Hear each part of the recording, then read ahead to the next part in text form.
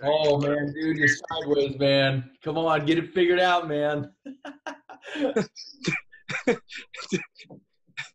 Hold on, I got this. I thought it was elongated.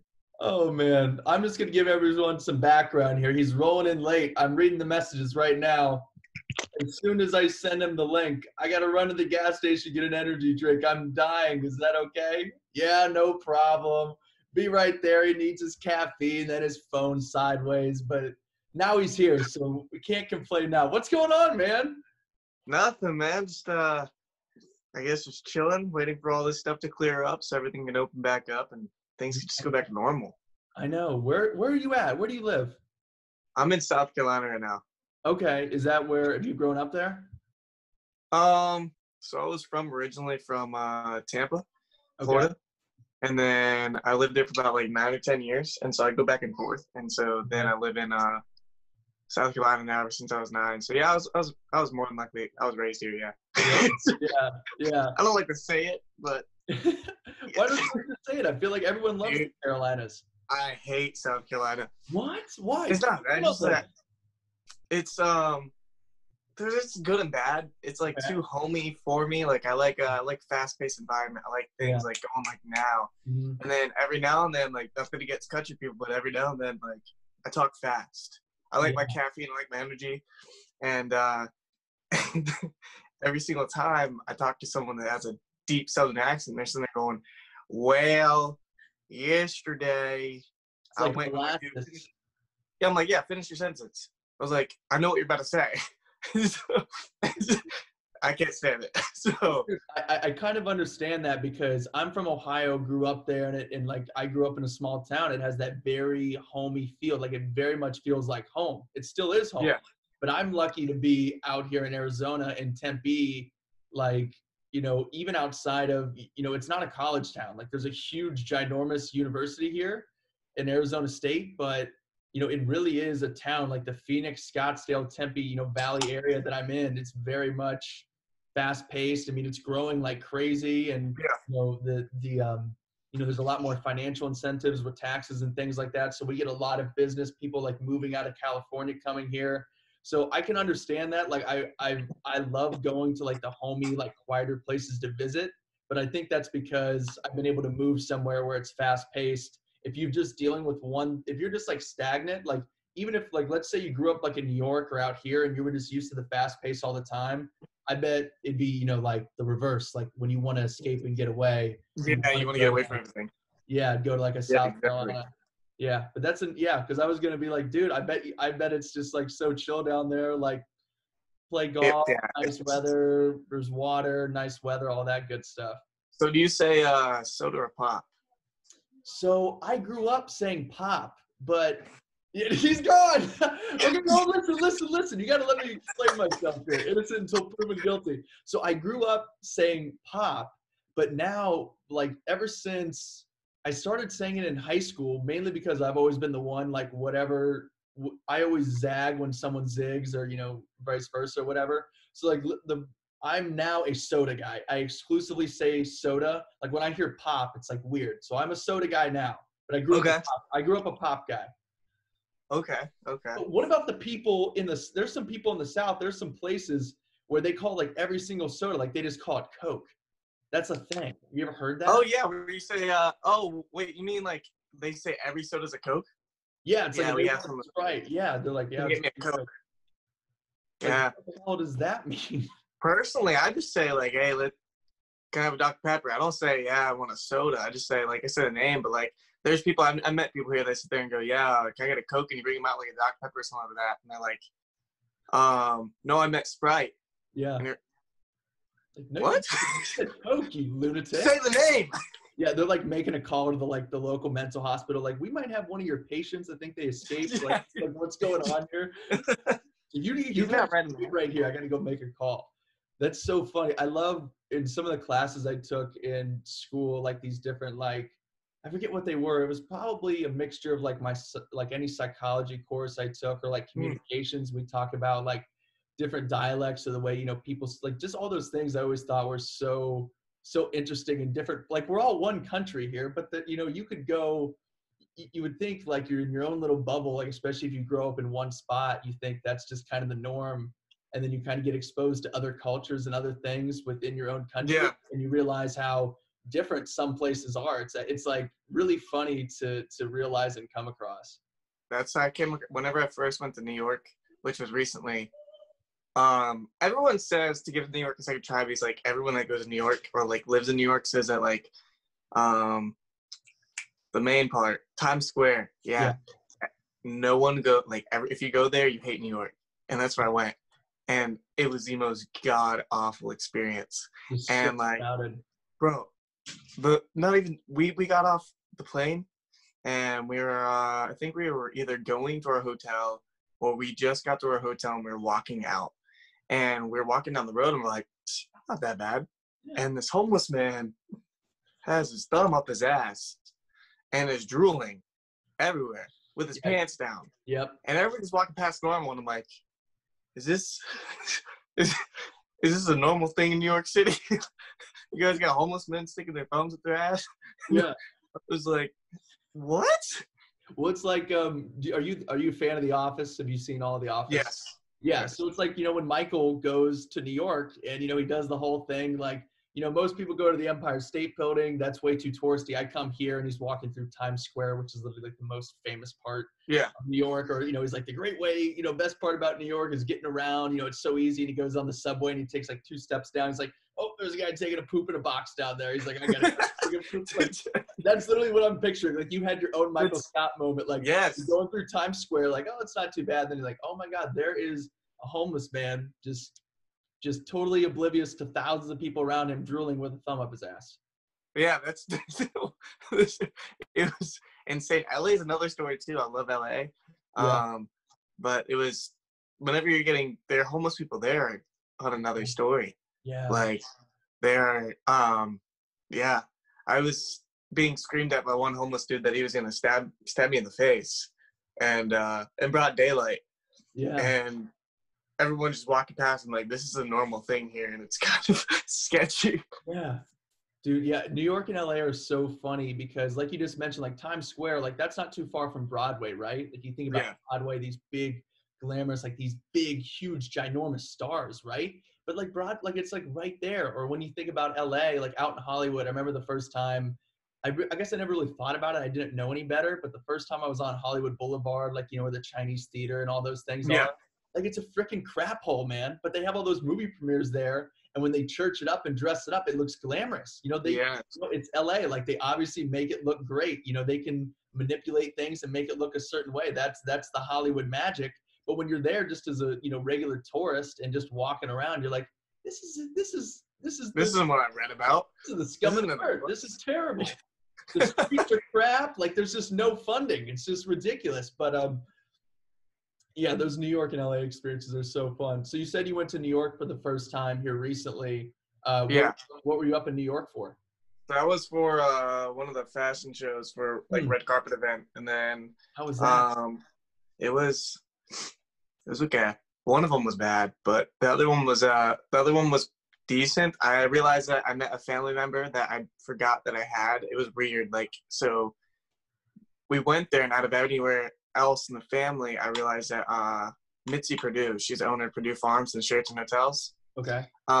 So she's actually like my cousin or aunt in some type of way. Yeah, she's my aunt in some type of way. By marriage. And I realized I was talking to her, and she's like, yeah. And then she got them talking about like Purdue Farms, and I was like, wait a second.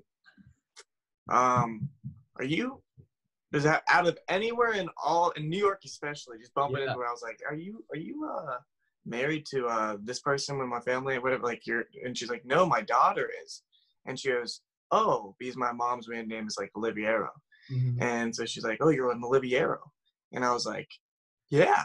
And she's like, no fucking way.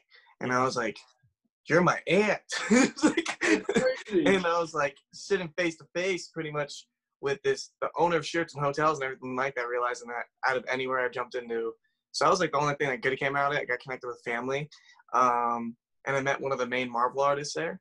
Oh. But yeah, that was about all about that. And then we were there for literally 2 or 3 days in my home. And it was last minute as anything. We bought like flight tickets maybe 3 days before. And then we came back. LA was fun. LA was fun. I love Cali. I want to hear more about it. I can't wait to go back to LA. Or just to California in general. It's been too long. What are some of the events out there like? Because I haven't gotten to do any of those things yet. I want to hear all about it.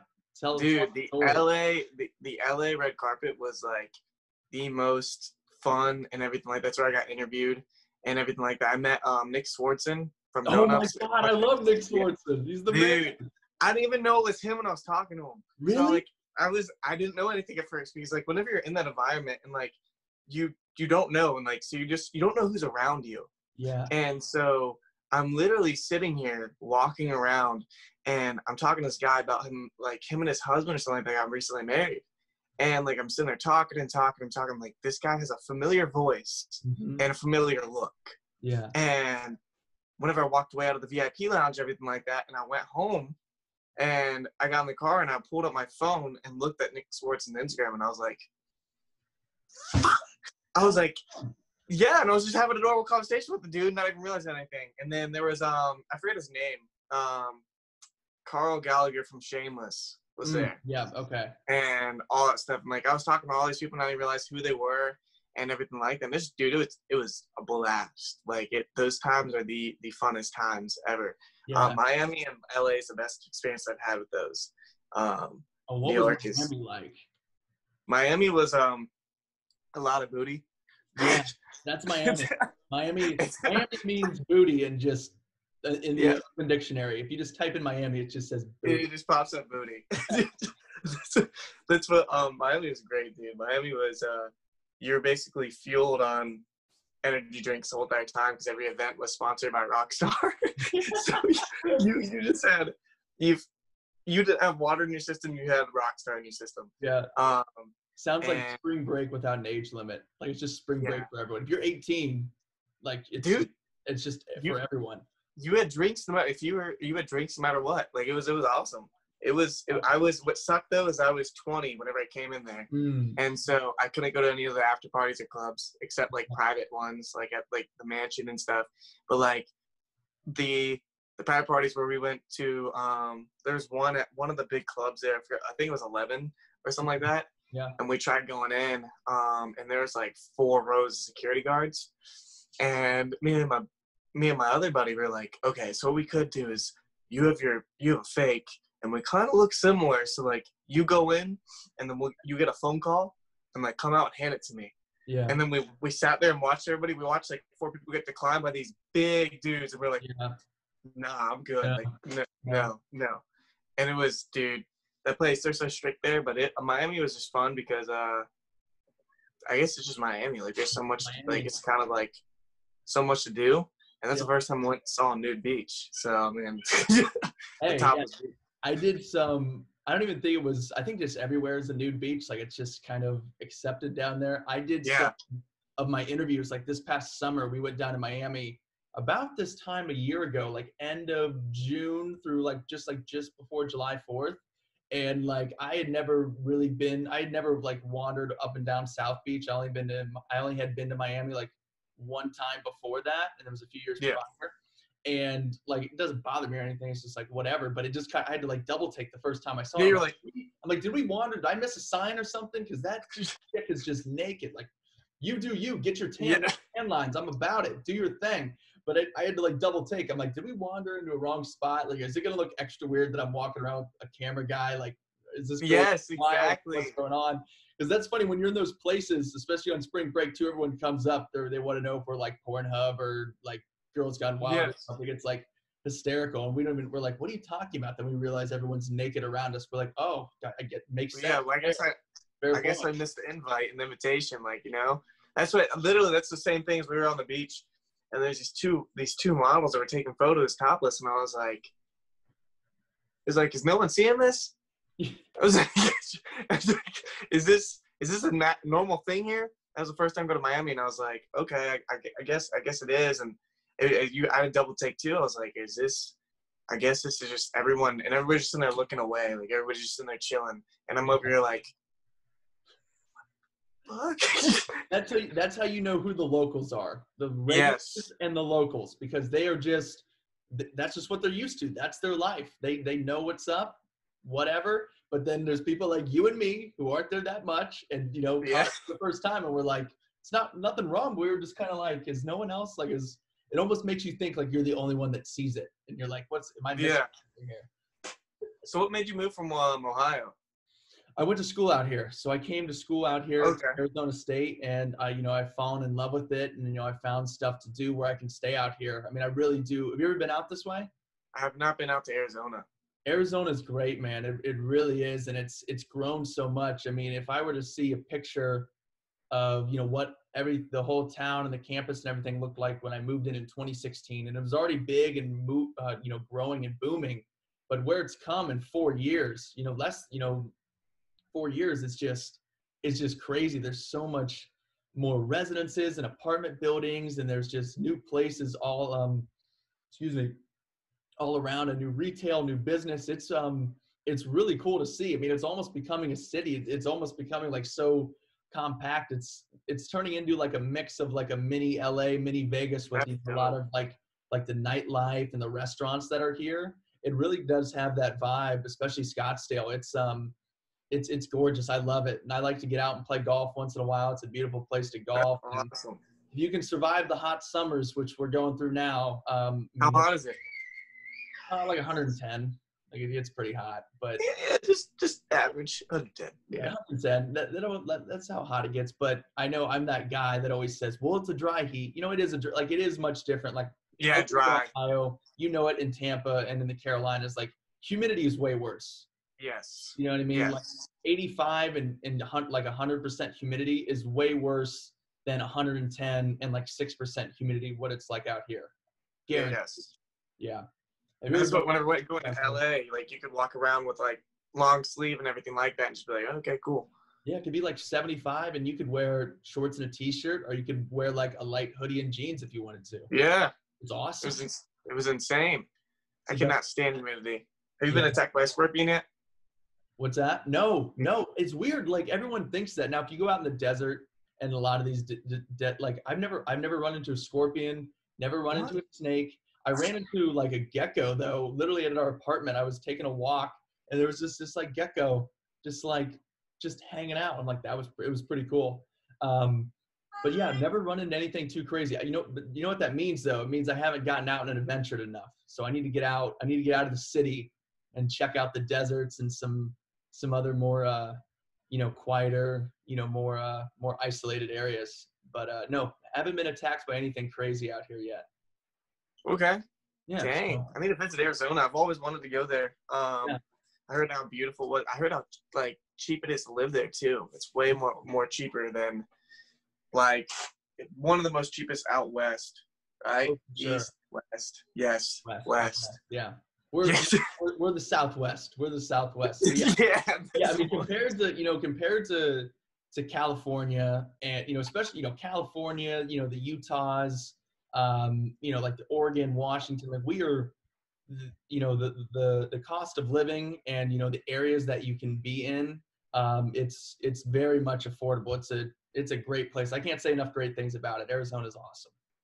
So you're saying I should move to Arizona? I think you should move to Arizona. And look at that. Then look how close, we have an airport. It flies everywhere. And you're within, a short drive to LA or Vegas or wherever you want to go, man. All the places that you want to be, it's so easy to get there. And we're so close, right? I got hills.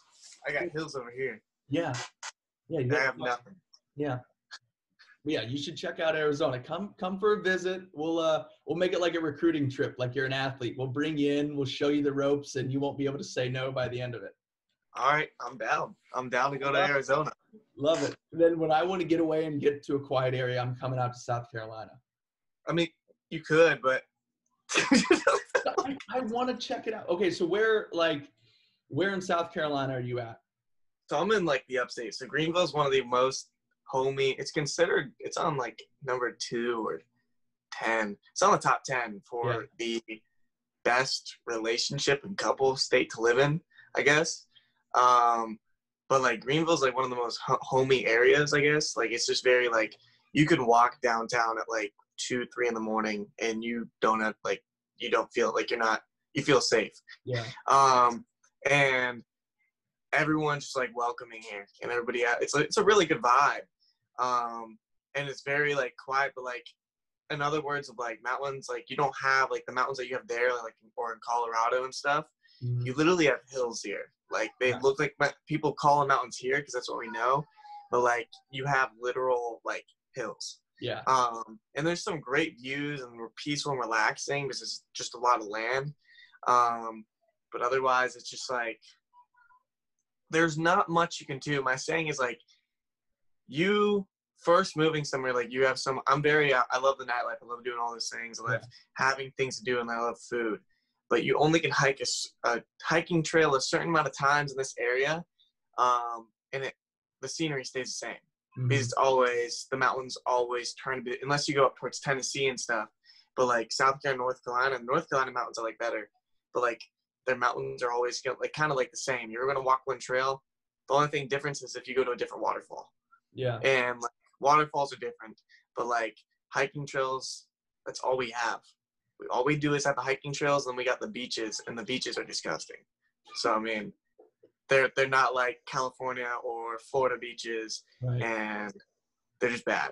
Yeah, no, I get it, because I would struggle with that. Like it'd be one thing to live in like a smaller, quieter town, right? But have the option, something that's close to where you can go to something that's more busy and happening. Mm-hmm. Like out here in Arizona, I can go a little bit north, or I can go out to Sedona, or even some places that are even closer than a few hours where I can get, quiet and just peaceful and out of the city. But all those things are in such close proximity. And if, you're out there in a Sedona or up in Flagstaff or one of these places, or like, Queen and Cave Creek, where there's some quieter places where you have some more space, like you aren't that far from the valley, the Tempe, Scottsdale. And, it just kind of sounds like you're kind of stuck in that. Like you would have to, it'd be quite a trip to get out to something that's a little bit more busy, a little bit more happening. You know what I mean? That would be, I imagine that would be very tough, especially it sounds like we're similar in which we like being, kind of in the middle of everything, right? In the mix. Yeah. What got you into like the entertainment stuff?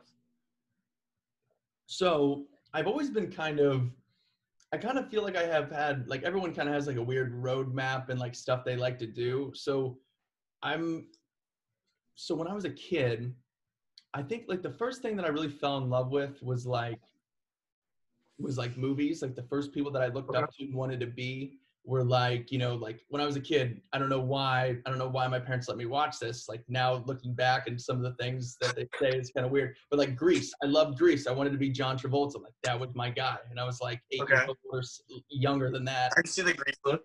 Yeah. Just go back a little bit, maybe throw on the leather jacket, but no, like I love that. Like that's the stuff I looked up to, like the people that I knew growing up before I got super into sports and passionate about that. Like the people I looked up to and wanted to be, because like most people when they grow up, like, they want to be, they look up to their sports idols and they're like, I want to be that. I want to be a baseball player, basketball player, whatever. My first one was like John Travolta. Then I'm like all the Tim Allen, like Christmas movies. And I remember like as a kid, my parents, they took us to see, it was just in Ohio. It wasn't like a Broadway thing, but we saw The Lion King, and seeing kids that were like young, like me, like knowing that like, oh, that's like their job. Like they get paid for that. Like that's something that they do. I was like, you sign me up. I was like, that's so cool. Like, how do I do that? That's like the sickest thing ever. And then I got super into sports, and then everything kind of transitioned into sports. And then as I got older into high school and realized, I decided I don't want to go play sports in college. I want to go to a bigger school. I want to move somewhere else, somewhere like this, where I'm in a bigger spot in a bigger market. Right. Yeah. Then I decided, I'm like, what am I going to do? And I decided, well, I've always, liked discussing sports. I like talking about them. I've always paid attention to media. I listened to, a lot of podcasts and radio shows, and I appreciated, like, when I was watching sports, like, I would really pay attention to, like, the play-by-play commentary and the way that they would break things down. I'm like, I know I want to do something like that. I want to be on the camera. I want to be on the radio. I want to be something out there, right? And, as well as anyone, in this industry that you're getting into, especially when you're breaking in, it's good to be diverse and to have different platforms and outlets. It's important to do. Yes. like influencing stuff, social media, maybe writing, podcasting, whatever. It's good to have, build a good solid foundation, try to be good at all those things. But it's good to, to be able to do a multitude of things. So as the years went on, I graduated this year with a business degree. So I probably should have, like did journalism, but at the same time, I think it worked out fine. And so I just basically started creating stuff on my own. I would get business internships, learn some things.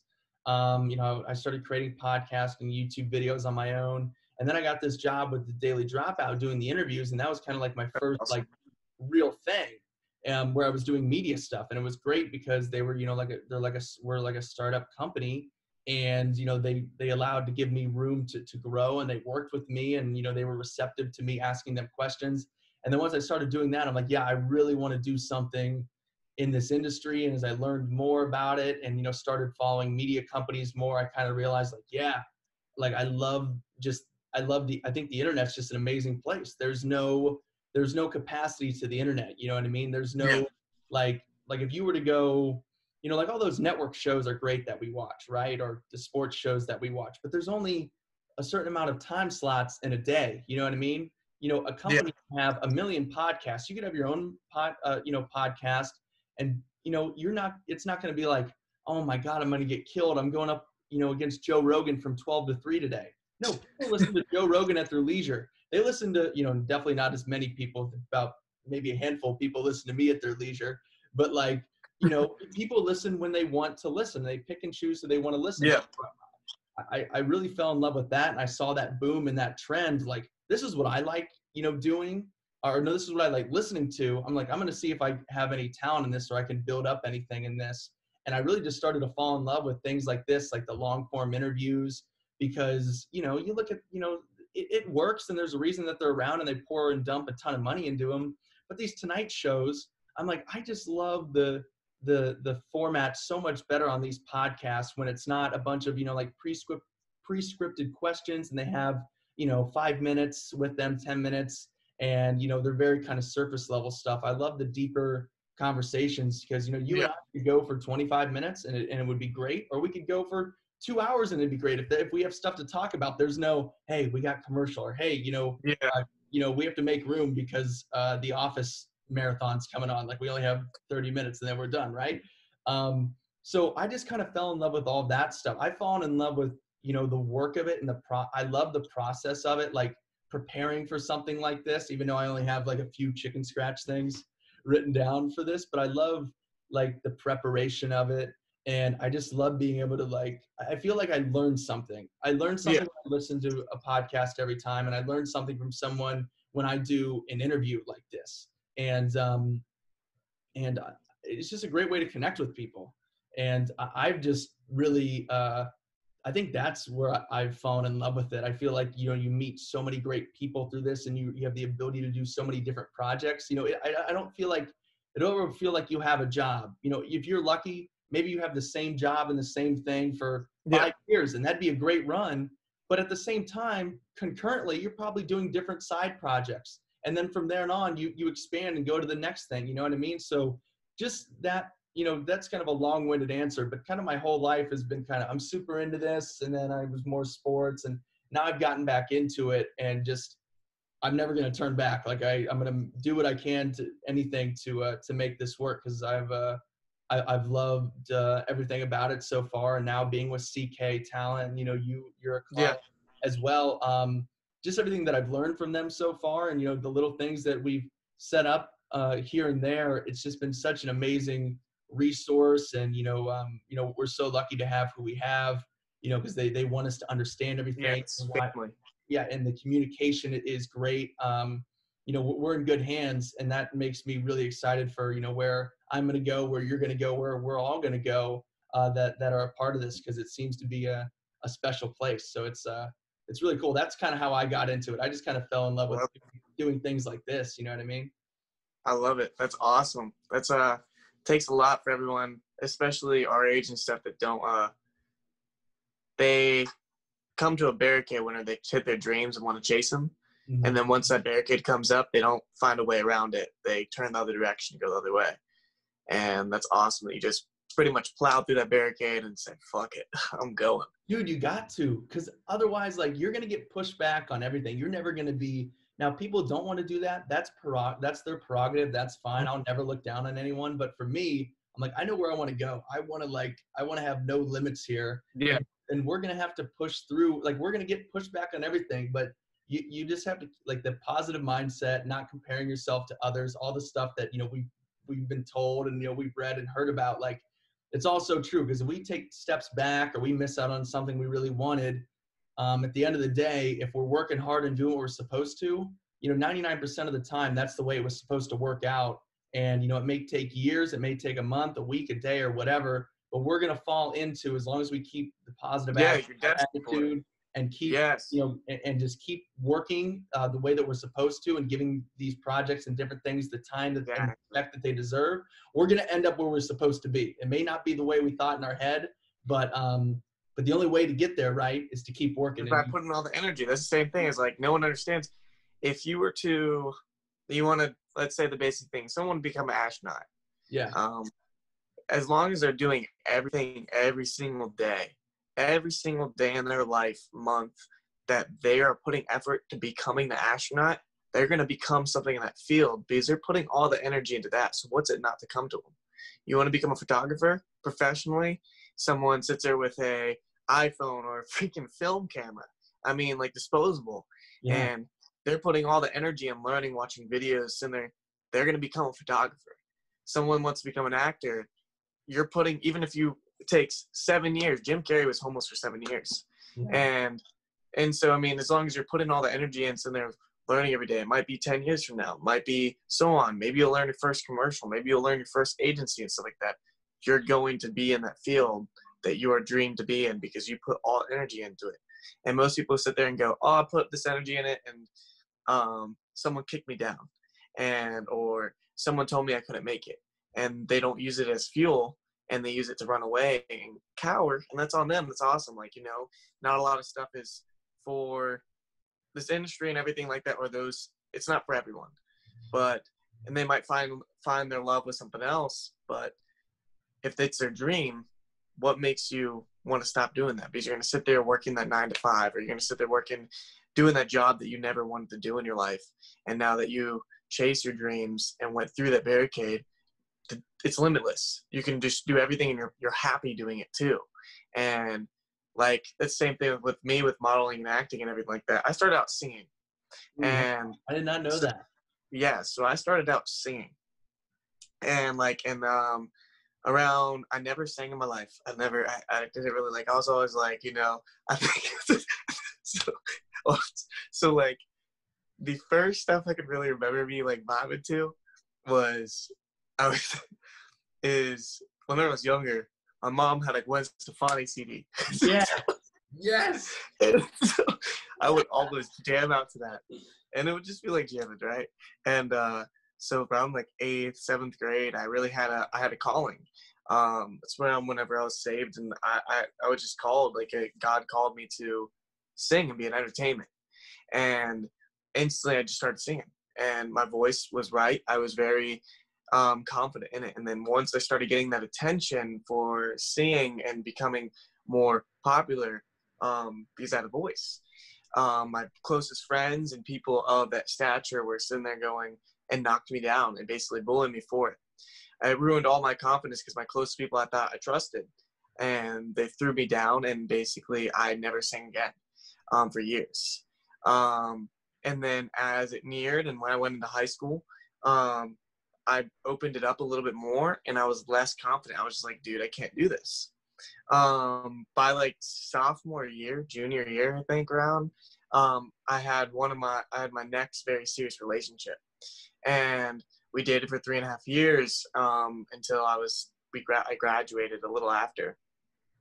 And she was a model, and I always saw her, and I saw her on this page, and at the time she had like 13,000 followers or whatever. And I was like, I'm never gonna be able to contact this girl. Like, fuck, like, she came down from the gods. And so I was like, so happened to be my ex-girlfriend before her, we were actually like, it was like weird. It was like destiny, dude. Like, so I'm saying, as long as you put the energy in the world, like it's going to come to you.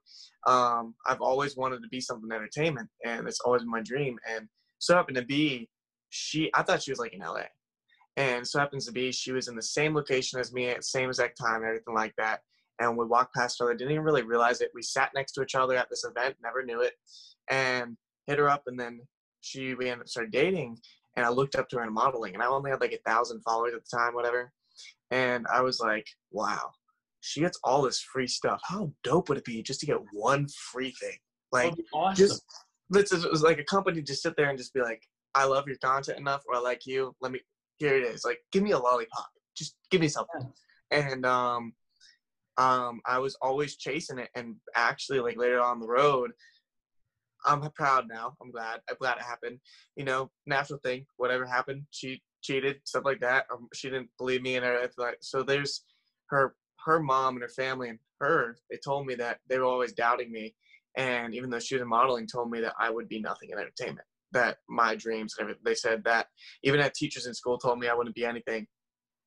And actually, my middle school teacher told me that I would never make above a D, and I graduated with honors. So fuck her. So yeah, they told me I couldn't do anything. And I looked them up in the eyes, and I said, when all this is over, you'll see me. And I said, you'll see me skyrocket past your daughter, and you'll see me pass. And I said, this is my dream, and I said, you're going to talk down on what God's calling is for me. And I said, who are you to tell me where I'm going to be in life? And after that, after I graduated and everything like that, I basically said, fuck it. I said, anyone that's judging me, anything, this is my dream, this is my path. I don't care whoever gets in the way, family, anything like that. This is my goal, and it's good for a greater purpose. And I fell in love with it also because I love seeing, and I want to show others that you can start from an iPhone, you can start from something simple and have nothing. I had 1,000 followers. I didn't even have an iPhone at the time. I had a freaking Galaxy. I was a Galaxy.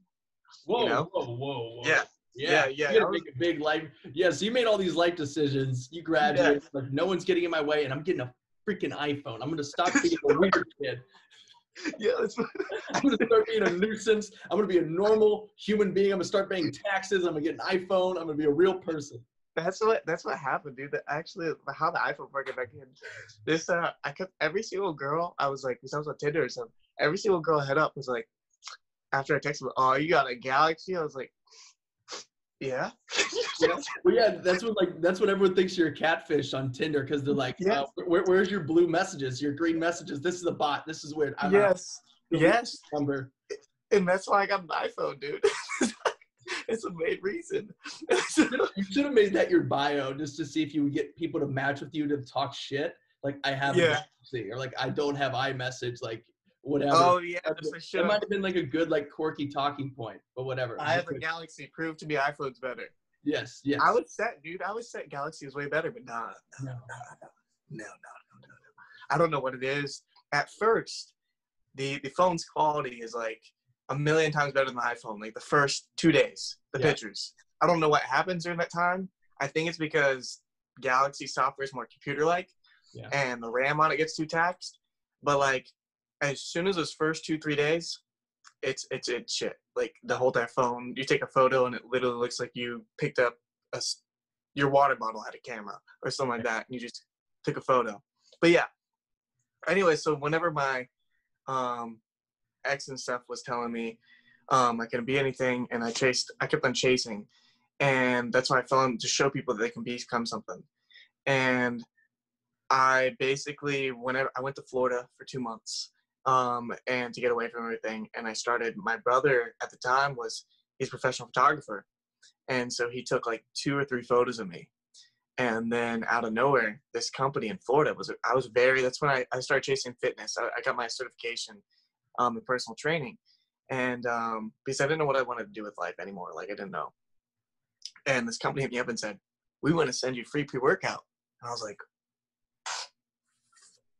this is it. Yeah. And then I got that bite. I got that taste of like what I could be. And then I said, fuck everything. I'm dropping everything and I'm chasing this.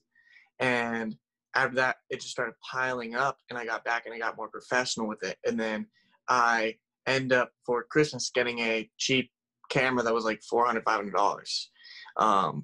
And it wasn't that good of a quality and anything like that. And I used that camera for years and just kept on building up. And then I was at a plateau where like I couldn't really go anywhere.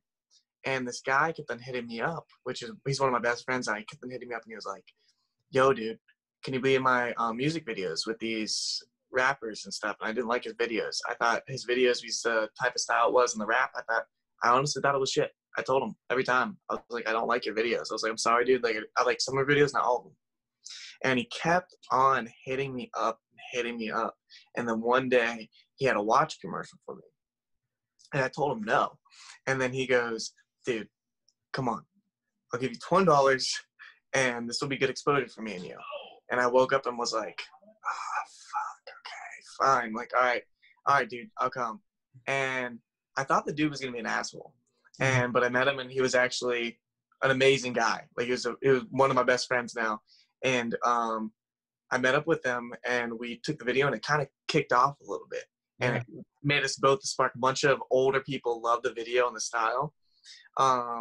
And so we, right there, after that video kicked off, we made a promise to each other that in 365 days, which this was last year, June 11th was my first day being signed from being the agency. I've been in the agency for a year now.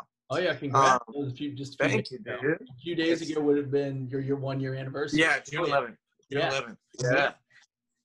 Yeah. So like that's we told each other 365 days that we were gonna make it, or that we're gonna come a big step.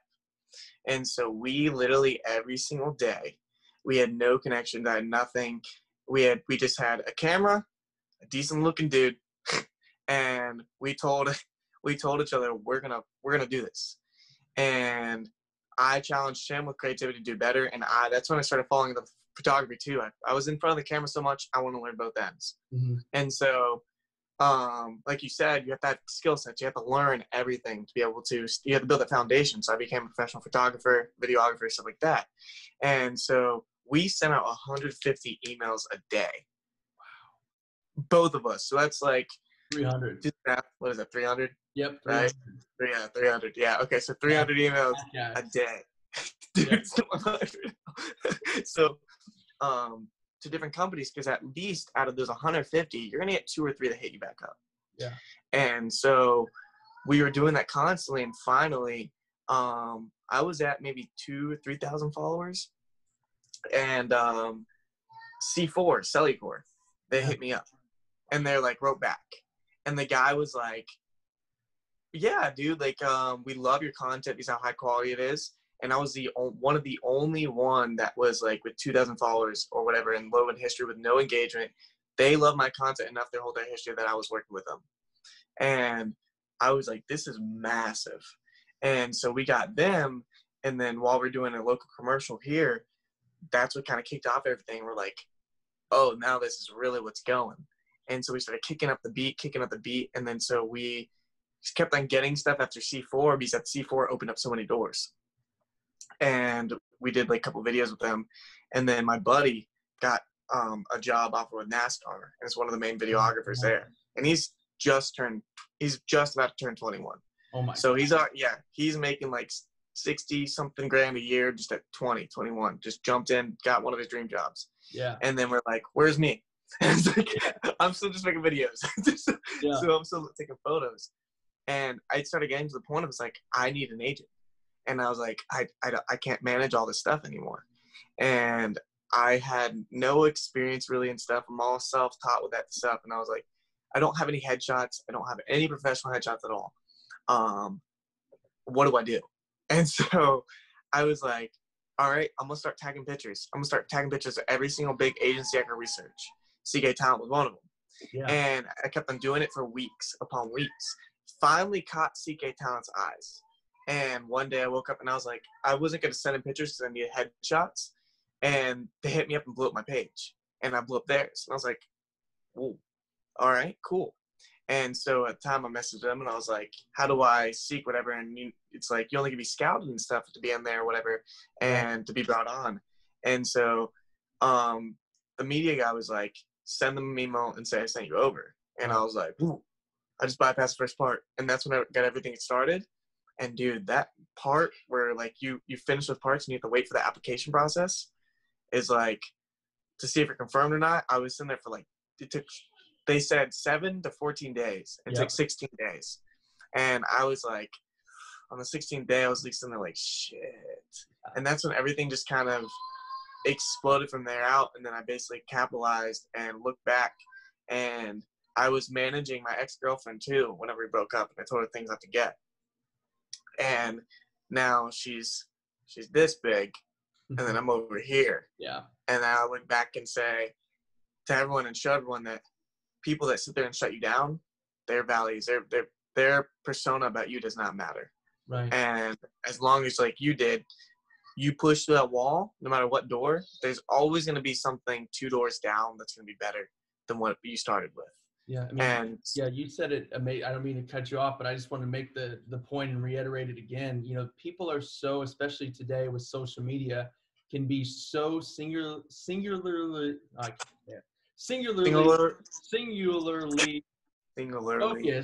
on where you are, singularly focused. There it is. Singularly focused on where you are right now rather than where you're going. You know, like you could be at, you know, your 1,000 followers or whatever, but you were obviously putting in the work, setting out all those emails, like learning the different skills, making sure that, you know, to make you better in front of the camera. I've always felt I'm better in front of the camera knowing what's going on behind the camera, right? It's just a better idea of the entire process. And when you're putting in that work, you know, it's going to take a while. Or it could take, you know, it could be overnight, you know, in some cases it could be crazy. But yeah, like you said, I mean, there's going to be something 2 doors down. Keep putting that energy out there. But people who put you down are so focused on where you are right now, and they think you're going to be there forever and they want you to be there forever because they're up here and they're just, those are the people that don't make it because they're just content with the little amount of whatever they have. But you're working like hell to be infinitely bigger than that. And that's why you're on the trajectory that you are, and they're just in your past. They're irrelevant. Yes. That's what's awesome for you too, is that think about your little kid self, your little self thinking back in the day watching Lion King. Yeah. You would never pitch yourself where you are right now. God, no. Oh my gosh. Yeah. I feel like I've rolled into a few of these things, and like my CK talent thing it was like in the middle of like I applied like at the end of February, and then coronavirus hit. So everything got delayed. So I waited like over 30 days. No. Finally got an email. It was so funny. I literally on my planner, on my little calendar, I was going to reach back out to the guy, like the talent scout representation, whatever. He's like, where's this at? That I was communicating with. I was just going to reach out like, hey, you know, should I expect this to be a thing? Like, how much longer should I expect to wait on a decision? Like, I understand everything's crazy. It was just to reach out to be like, hey, you know, what's going on? You know, because I imagined that, you know, all their meetings and things were focused on, you know, what do we do? How do we make sure we keep everyone employed, everyone working, all that stuff? Obviously, you know, someone applying to be in the agency, you know, was a number one priority. And then that day that I had written down that I was going to email him, I got an email that I got in. Heck yes. And I was like, oh my gosh, I was freaking out. And I was like, I'm like, oh my gosh, this is amazing. That's exactly what happened to me pretty much. I was like sitting there, I was at the beach, and I was messaging my mom because it was at 16 days, and I was like, bro, like, I don't think I made it. And I was like, should I email him and be like, hey, how's everything going? And my mom said, no, you're going to look bad if you do that. Yeah. And so, like, I was like, all right, I'll chill. And so I sat down on the beach, and I accidentally opened up my email, and then I saw CK Talent, and I was like, oh, fuck. Yeah. And that's what my friend read it first. Oh, yeah, that thing. Yep. I was all alone. My roommate had gone home. Did you ever work with Alex Phillips? Yes. Yeah. He's kind of moved on now, but he was like Craig's, or he was, you know, yes. Guy. Alex is my roommate. Okay. So, awesome. Yeah, so Alex and I know each other. But anyways, Alex had gone home, so it was just me. I'm like, I'm either going to read this or no one's going to read this because no one's here to read it. Yes. Yeah, dude, that's so, it's just was so. Was there a heartbreaking message in there that made you feel like you didn't get signed?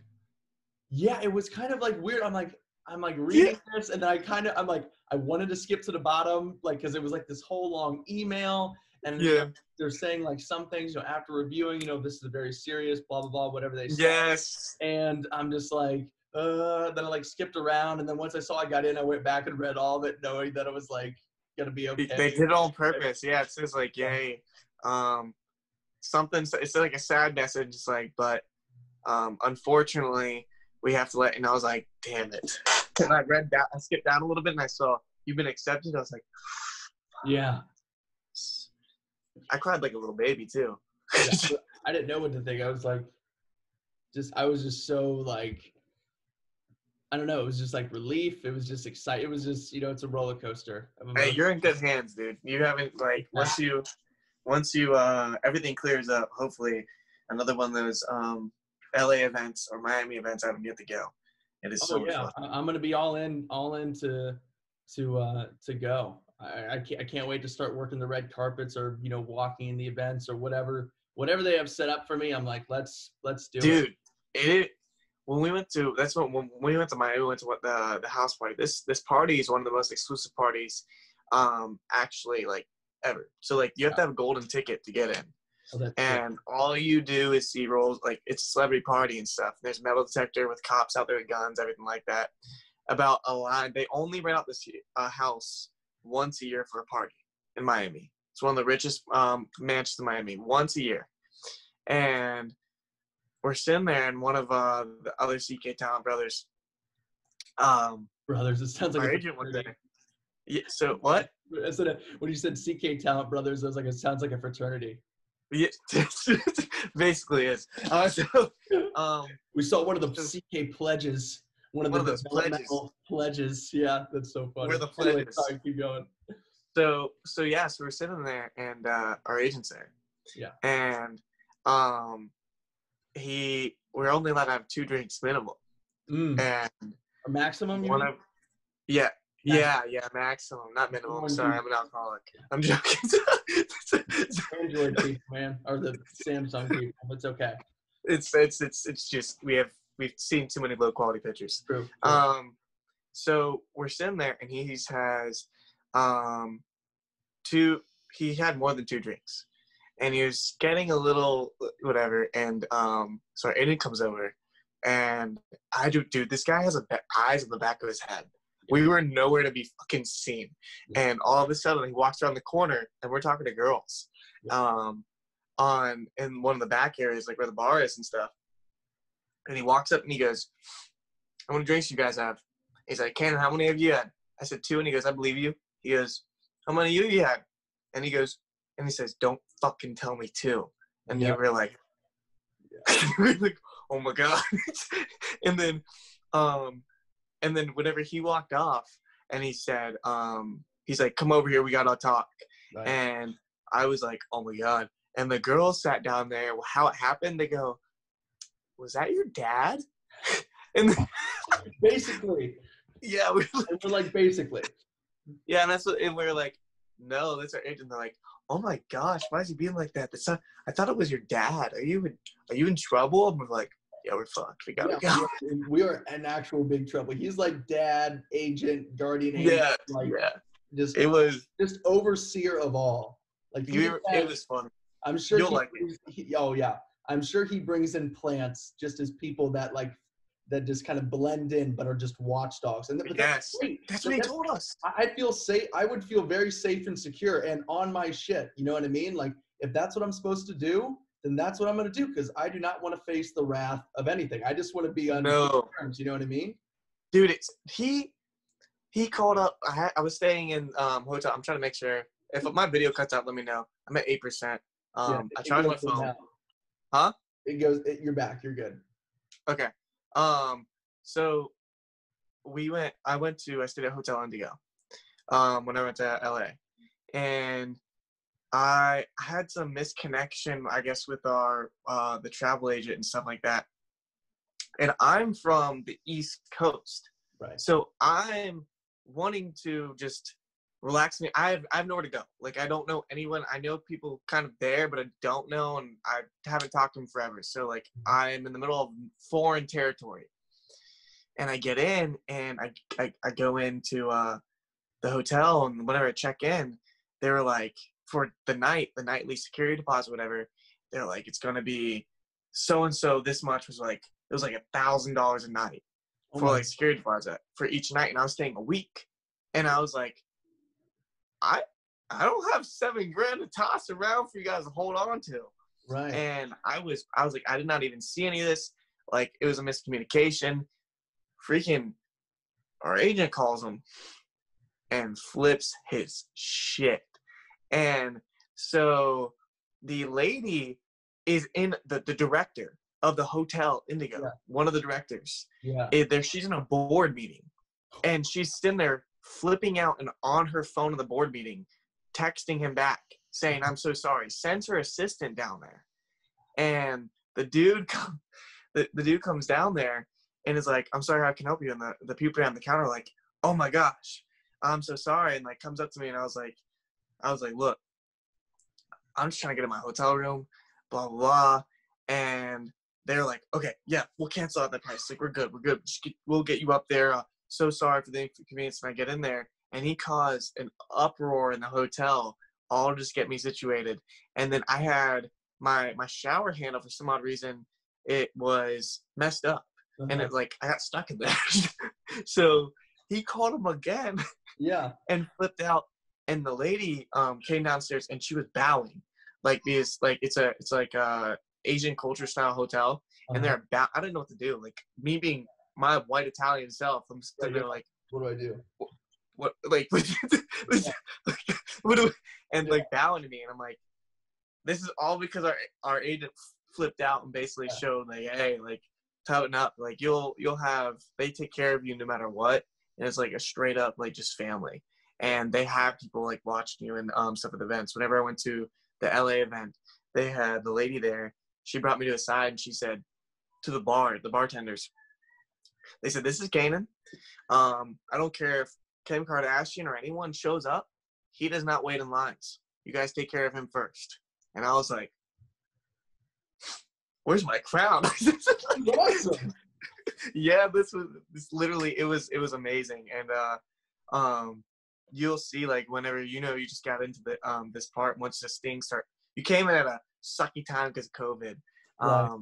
But when everything clears up, dude, it's all like the sky's limit. Whenever everything happens, you'll see how much fun it is. Can't wait, man. Well, okay, so is your phone dying or is it plugged in? I don't want you to have to get cut off. It is at 6%. Okay, well, let's start to wrap this up. I'm trying to introduce like a new little fun segment thing. Some questions. Okay. Yeah, let's go. So you're my guinea pig. I think you're also my 50th episode. So congrats on milestone. Man. Hey, let's go. How about that? So, okay, so I'm going to call this is a working title. We have something tough, something funny, and something random. Are you ready? Yes. Okay, something tough. Worst thing you've ever said on a first date. Or no, this is something funny. Hold on. I got the title in one order and the questions in another order. So this is something tough, something funny, something random. Let's start with something tough. Canaan, you are in a race. Picture this. You're in a race. Okay. Just past this person in second place. What place are you in? You're in a race and you just passed someone in second place? Yep. What place are you in? This is a trick question, isn't it? No, not at all. You're in a race, you just passed someone in second place. You're in second place. There you go. That a boy. I almost got you. Yeah, you always got me. That's what I was thinking of. I get that. I get 99% of people on that question. So well done. That's one from the interviews, and people were always like, first place? Like, hey, listen, the president one, I don't even want to talk about the people that you get. Because the president one, the George Washington, who does not know who George Washington is, first of all? I know. Enough said. Just check out the video on my Instagram. If you don't know what we're talking about, the president's video. It's rough. It's a rough one. Okay, something funny. Worst thing that you've ever said on a first date? Like maybe you fumbled over some words or you just said something like super awkward or whatever. So actually one time there was I was talking to this one girl, and I actually took her for a drive, whatever. when he got stuff, whenever we come back, we just like parked to talk. And I was joking around with her.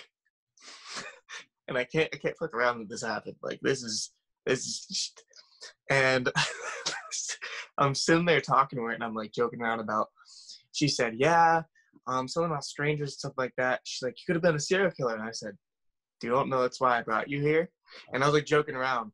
And I was like, actually, I have a sniper zoomed in on you right now. And we're like in the middle of nowhere almost. Right. And I was like, and whenever I lift my finger and count to 3, that's when he's going to shoot. Right. And I cannot fucking joke with you. There was someone hunting in the woods. And whenever I did this, perfect timing, I did this, a gunshot went off. What? And was hunting deep in the woods. And she flipped the fuck out. And I was like, oh my God. I was joking. That was just perfect timing. I'm terribly, like, I'm not a serial killer. Like, look at me. I couldn't kill someone. And I was like, I'm like, I never heard from her yet. Yeah. That was the most awful thing. In her head, she was just like, I missed out on death because the shooter missed. Like, I'm like, never will talk to this guy again. Okay. That's amazing. My gosh. Now something random. I have a would you rather, would you rather question. Would you rather fart loudly every time you have a serious conversation or have to burp after every kiss? I don't know. Farts really smell. Right. Mine smells like a McDonald's playground sometimes. So, I'm gonna go with the burp. Burp? Yeah. Like, does that mean like after the end of the kiss or like during? Like, I think at the end of the kiss. I would go with the burp. The burp? Okay. Well done. What would you do? I feel, but like, I don't know. The way that it's worded, it's like, would you rather have to fart? Like, so it's just like you're trying to like hold it in. Like it's really kind of like sweating. I might go with that and take the chance that I'm going to be able to hold it in and the serious talk won't last too long so that I can like run off somewhere where I can be by myself and do what I need to do. Okay. And then the burp, see, you got me there. That would be my thought process. But if if like you actually not just had to fart, but actually farted. That's what I was thinking, that you had to fart. Like probably do the burp. You're going to have to find someone like, hey, like this is my thing. Hopefully you love me enough to where you can just learn to live with it. I mean, can you imagine you're at a funeral and then you're sitting there like talking to someone and they're like, I'm sorry for your, and you're, right. You're giving like a eulogy speech at the funeral. Yes. And you just get done with everything. You're looking at the crowd and you get one.